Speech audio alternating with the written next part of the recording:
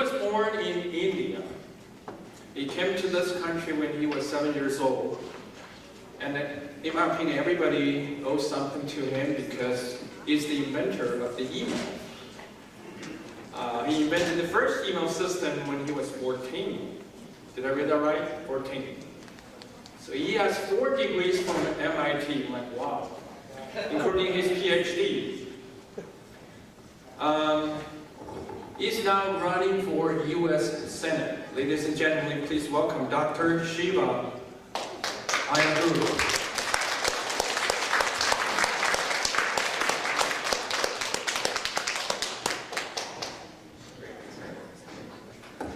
Good afternoon, everyone. How's everyone doing?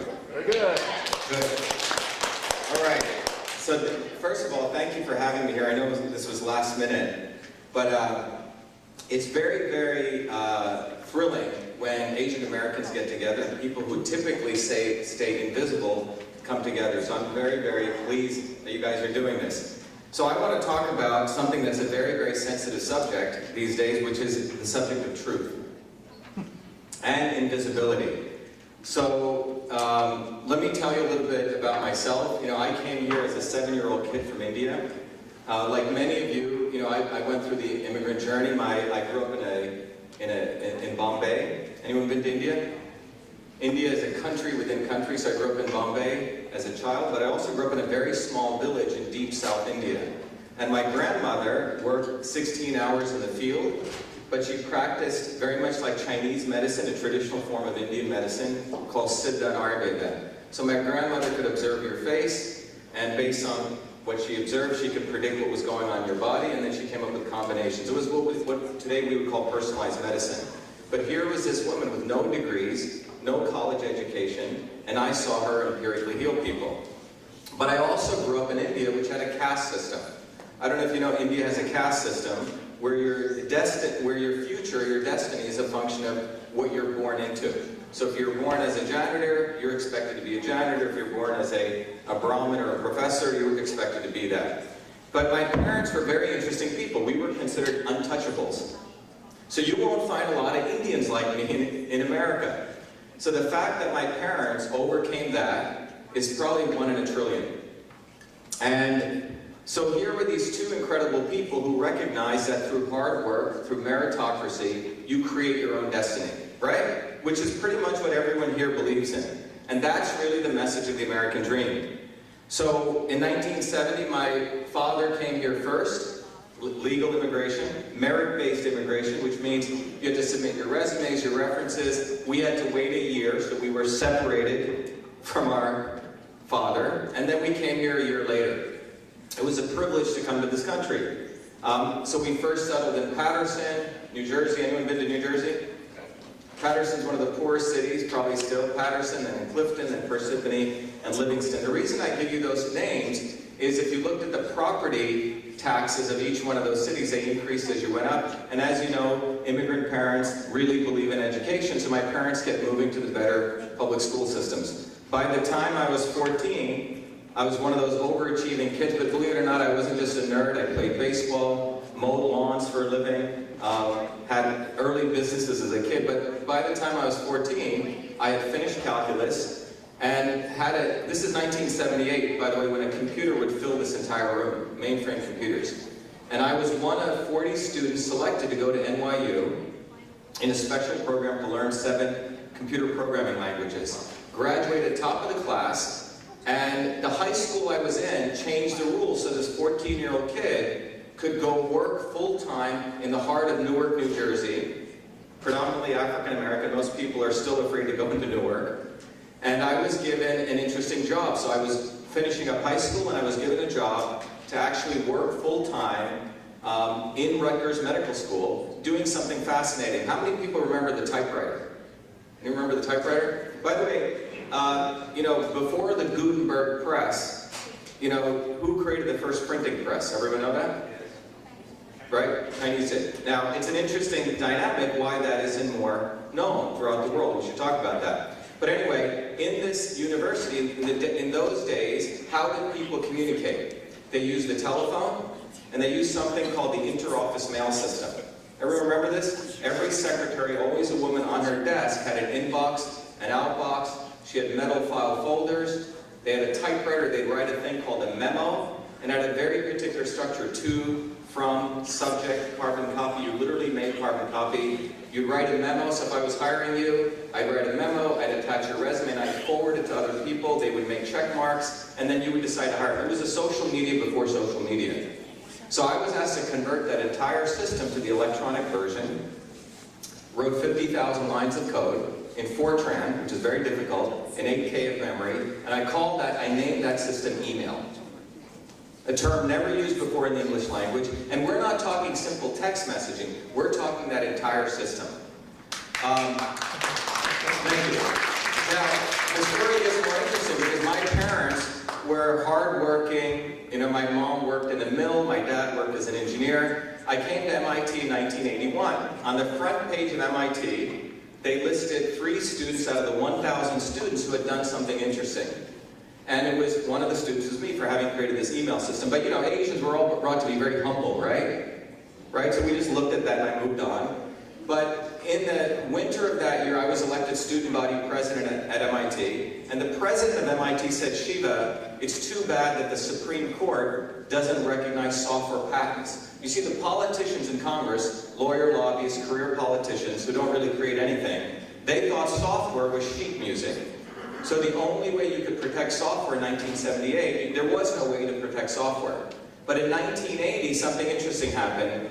The Computer Act of 1980 was passed, which said you could copyright software, and that was a way to do it. So in 1981, I sent away all my code. It wasn't a simple thing of literally putting a C on a circle around a C. You went back and forth. On August 30th, 1982, I was officially recognized as the inventor of email. I got the first US copyright, because that was the only way to protect software. So, now remember that story. Went in and out of MIT, I did a bunch of degrees, 4 degrees in and out of there, started 7 companies, created thousands of jobs in Massachusetts. In fact, our latest company is modeling molecular pathways on the computer. And we've discovered, for example, a combination therapy for pancreatic cancer in a record 11 months. And so we have this amazing technology which can do this. The reason I'm talking about this, separate from all those advances as an engineer, as a scientist, I was always very interested in politics. Why? Because I also grew up in this concept of a caste system. So when I came to MIT, I was fascinated with politics, studied with people like Chomsky, left-wing people, right-wing people, but always trying to figure out how to make the world better.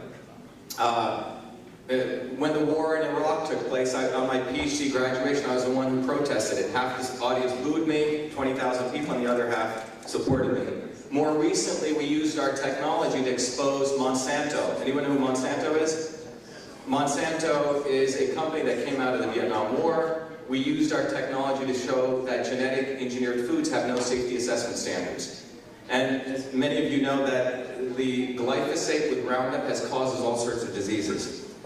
About a year ago, some of you may remember that there was the issue before the Harvard thing that we want to talk about. A bunch of Indians had donated $6 million to Harvard to set up a chair. Okay?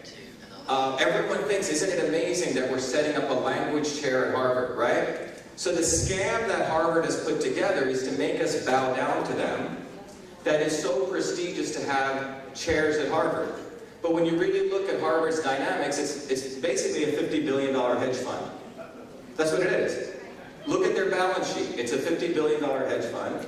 $2 billion they do into this thing called a university, which is their front end. 2 years ago, they paid their hedge fund managers close to $60 million. So you have to really wonder, what is this institution? 30% of the admissions upwards are legacy admissions. That means if your mama and papa gave money, you get in. Now, if you're an Asian American, you work your butt off to achieve anything. And the model that's occurring in America, it's a broad model, is we're lowering standards. This country was based on meritocracy. So that means all of us, if we work hard, they move the goalpost. Isn't that what they're doing? They change the rules. And this has become an inherent process that's become systemic, and I would argue Harvard is a sewer that feeds a swamp in Washington, D.C. Really is.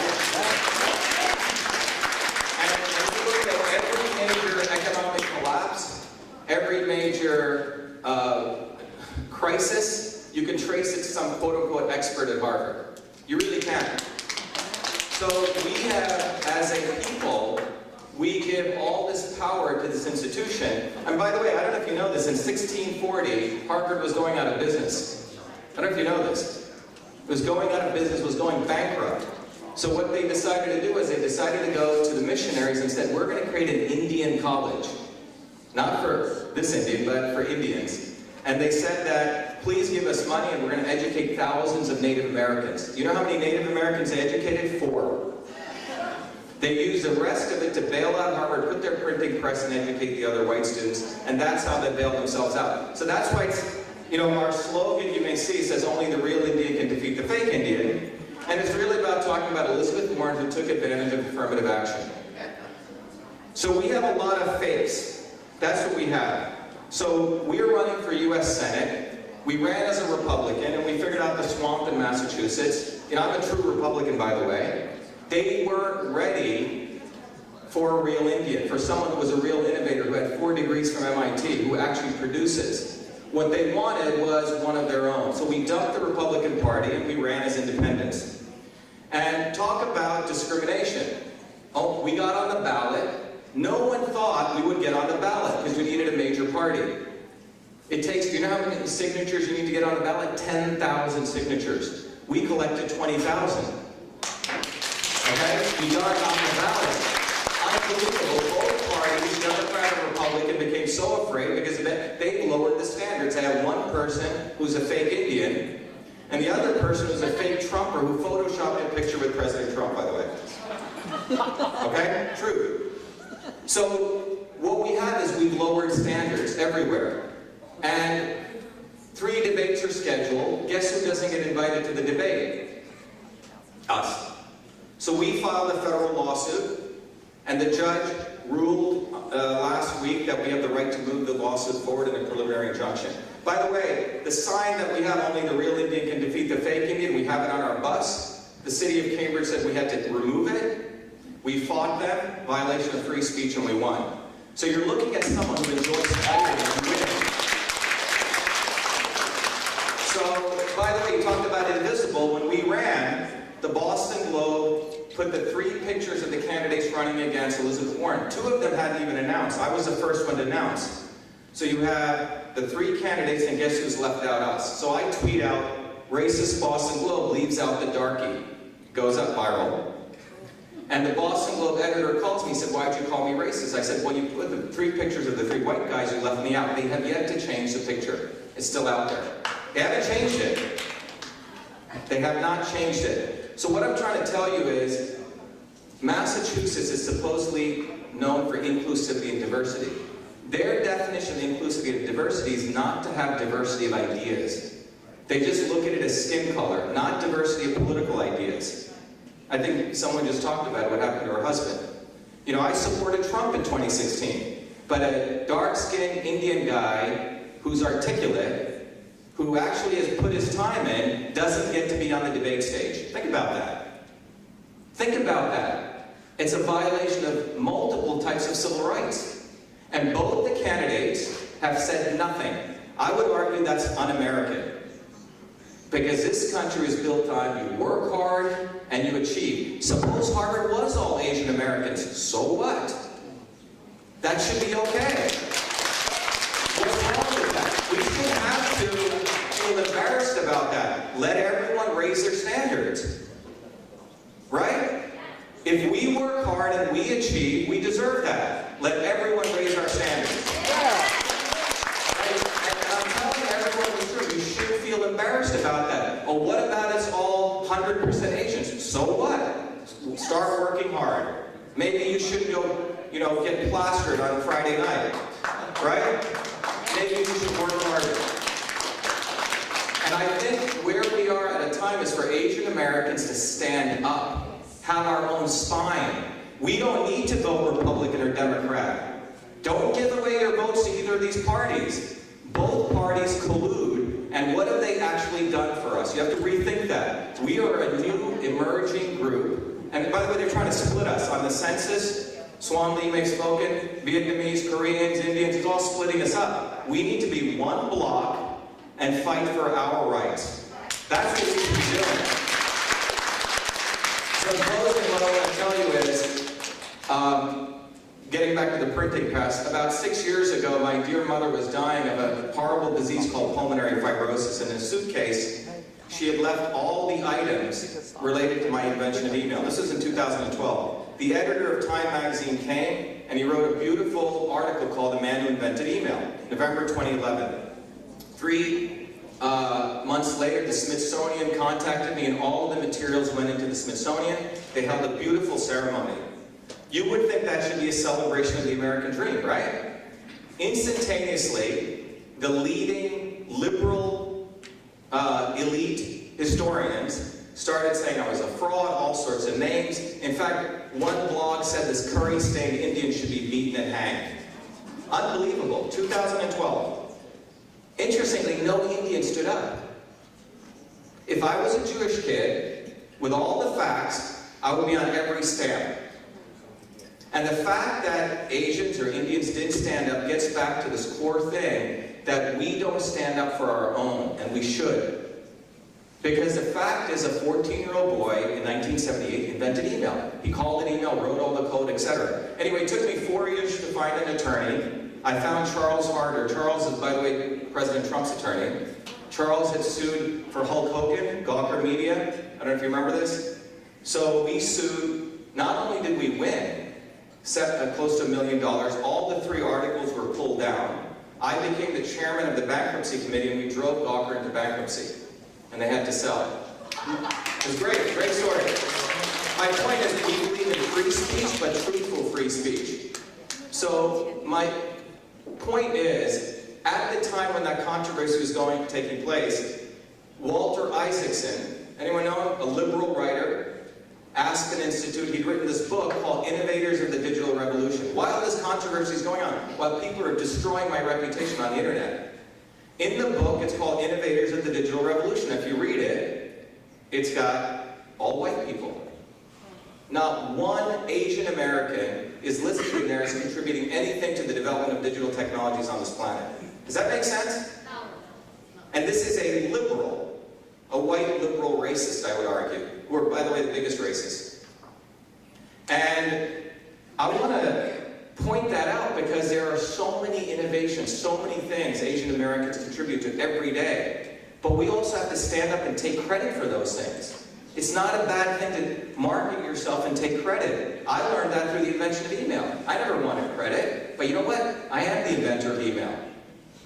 And we should take credit for that because it's the truth. And so I want to leave you with that we deserve truth. You think independently, act independent.